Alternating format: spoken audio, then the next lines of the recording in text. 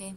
Hello, everybody. Whoever needs to listen to this message, this is, as usual, the last topic that I'm doing these days is about narcissism and, in general, abusive relationship and toxic relationships. So, if you're struggling with any of these things, PTSD from abusive relationships, narcissism, even ADHD and autism and rage, or any kind of abuse, please do like, please subscribe, because not only I'm sharing my experience as my healing journey at this moment, but hopefully I want to reach more people out there so they can share more, maybe in the comments, or they will just be able to share things, or see that someone is there, because it is very hard to talk about these things to friends or family. Okay, so in this video, trained, your choice. Trained like a dog or trained like a circus bear. And I'll tell you why these things are different if you have not realized why they're different. And by trained, I mean of course by the narcissist, okay? Because we are getting trained. We are getting trained very, very slowly, very, very deliberately, okay? It's like to the point. They know subconsciously exactly what they are doing. We have no idea.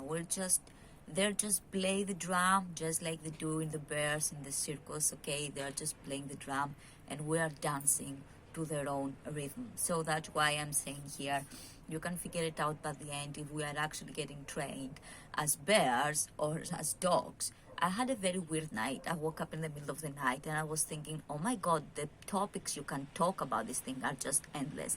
And I found it hilarious. It was so tragic, I found it hilarious. I started laughing in my sleep, okay?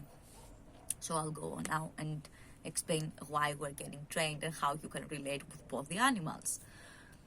So at first, at least for me, okay, love bombing phase, like hearts, hugs, messages, intimacy, like everything is just, it is a waterfall falling all over your head. I mean, you're barely having time to breathe. You're like, but you are really enjoying the waterfall at this time, okay? I've talked about this before, all the hormones and everything that go rising up. And especially if you are having an attachment style that usually it is the anxious attachment style, which is my style also.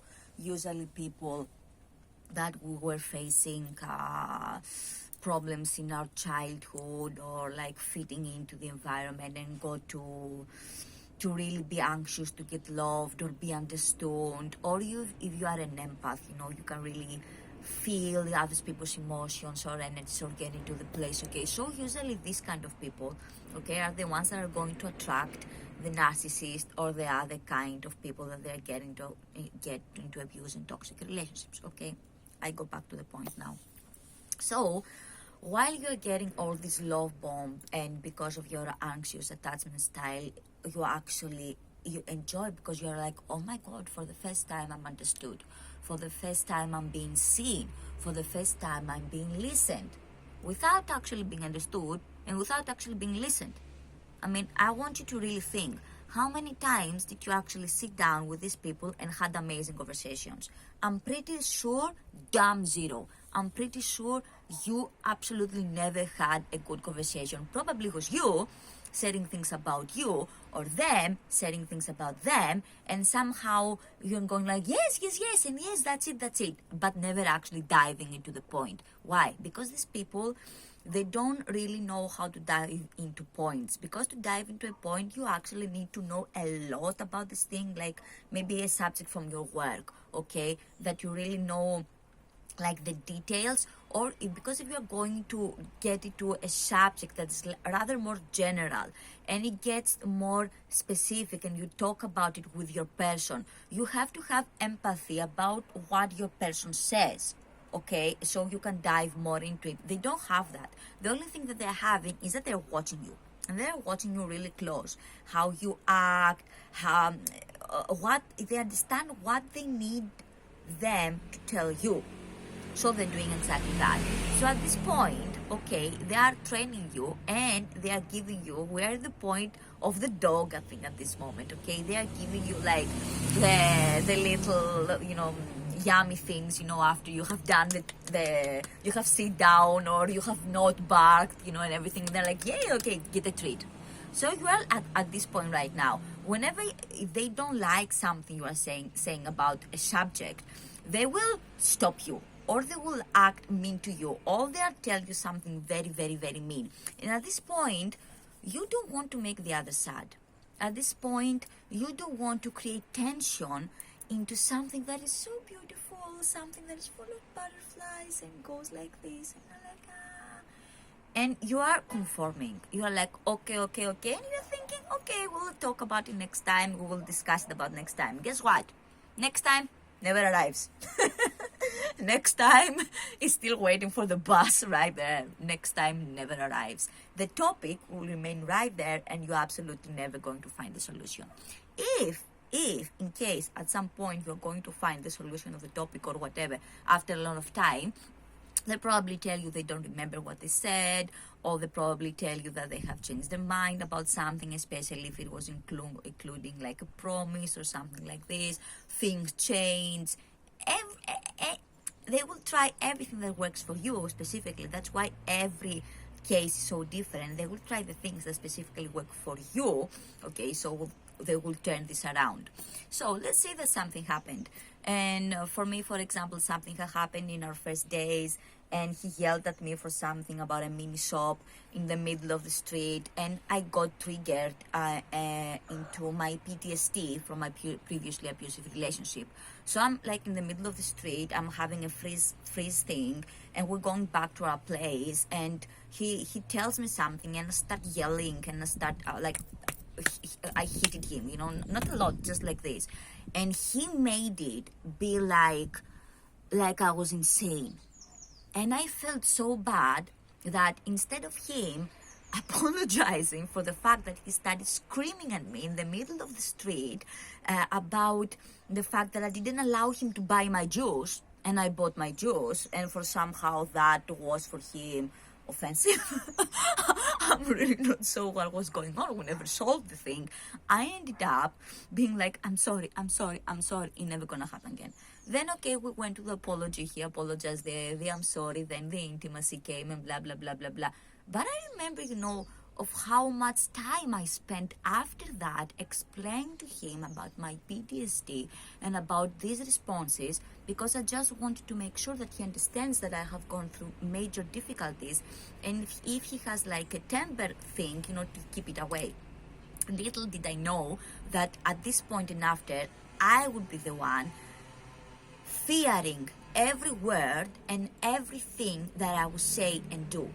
And after some time, not a lot, things like this started happening again, and he started having rages on me. And then after that, it was coming, the gaslighting, no, I didn't do it for that, and you said that, and you said that, and you don't understand. And I remember specifically at some point he has said, I don't know why I'm wasting my time on you and my words on you, you're stupid.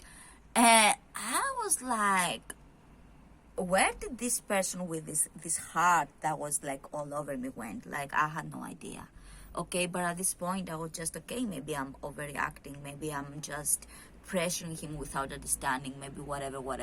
I had no idea that he was actually playing the drama at this point. At this time, we are not in the dog anymore. That's why I told you need to decide, okay? You need to decide if you are the dog or if you are the bear. So at this moment, he's playing the drum. And the bear is dancing. The bear is dancing because he doesn't want to be punched anymore and be like this with fire and be heated and be left to starve, and she's just in fear. So yeah, I was thinking these things in the morning, and I was like, okay, I don't know how many people actually relate to my idea, which is absolutely dramatic to the animals, obviously, but just take this, and put it actually to human beings and what it actually does to the brain. Okay, so yeah, I don't know if you related, but I decided from now on, except if I go like in a really bad place, like some of my previous videos, I'm gonna treat the whole thing with actually humor, because we're having this thing in Greek philosophy, in Greek ancient tragedy actually, that the things that they're absolutely tragic, we tend to laugh with them. Like we call it klavsigelo, which klama means crying and yellow means laughing. So I think that this is one of the cases, these kind of things are the cases that they can become so dramatic for the people experiencing, and what it does after PTSD coming, dissociation coming. I will talk about these things, okay? So many crazy things are coming, body issues, like everything you can imagine. But at some point, we just need to realize that these people are laughable.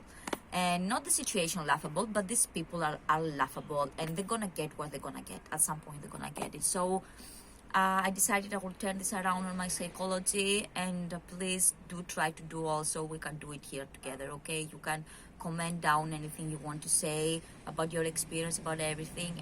Thank you for your support. If you are for the videos that you have watched and you have commented and you are supporting me and you are helping me. And yeah, let's just raise the awareness, okay? Harom, namaste, thank you very much. I think next video is going to be PTSD or the hoovering, because she actually came in my dream again today. He was like, he was dismissive in my dream today. So I was like, okay, I got upgraded. I'm not getting dismissive in my reality, I'm getting upgraded also in my dreams now. Okay, wow. Cheers. Okay, so yeah, thank you very much. Namaste. I hope you're all having a great day, and we have this. We can do this. Ta-ta, bye.